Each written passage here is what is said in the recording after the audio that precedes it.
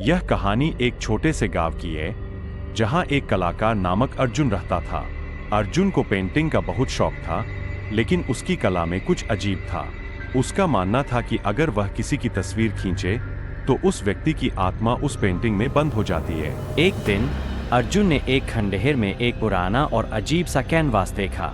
उस पर एक महिला की पेंटिंग आधी अधूरी बनी हुई थी। उसकी आंखों में गहरी उदासी और चेहरे पर एक अजीब सी चमक थी। अर्जुन को यह पेंटिंग बहुत आकर्षक लगी और उसने उसे अपने घर ले जाकर पूरा करने का निर्णय लिया।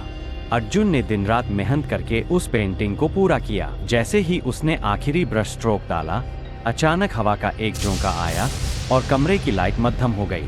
अर्जुन को कुछ समझ में नहीं आया, लेकिन उसने ध्यान नहीं दिया और सोने चला गया। रात के करीब 3 बजे अर्जुन की नींद खुली।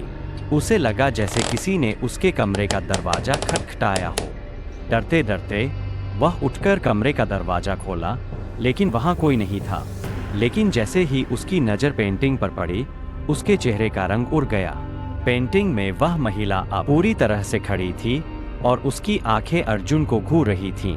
अर्जुन ने हड़बड़ी में पेंटिंग को हटा दिया, लेकिन जैसे ही वह कमरे से बाहर आया, उसे महसूस हुआ कि कुछ भारी ठंडी हवा उसके पीछे चल रही थी।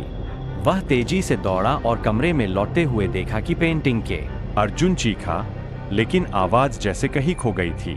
महिला ने उसका हाथ पकड़ा और अर्जुन के शरीर में एक अजीब सी सिहरन दौड़ गई। उसके बाद अर्जुन की कोई खबर नहीं मिली। कई साल बाद गांव वाले कहते हैं कि रात के अंधेरे में उस खंडहर के पास कोई महिला की आवाज सुनाई देती है जो कह रही होती है, मुझे बाहर निकालो, मुझे बाहर निकालो।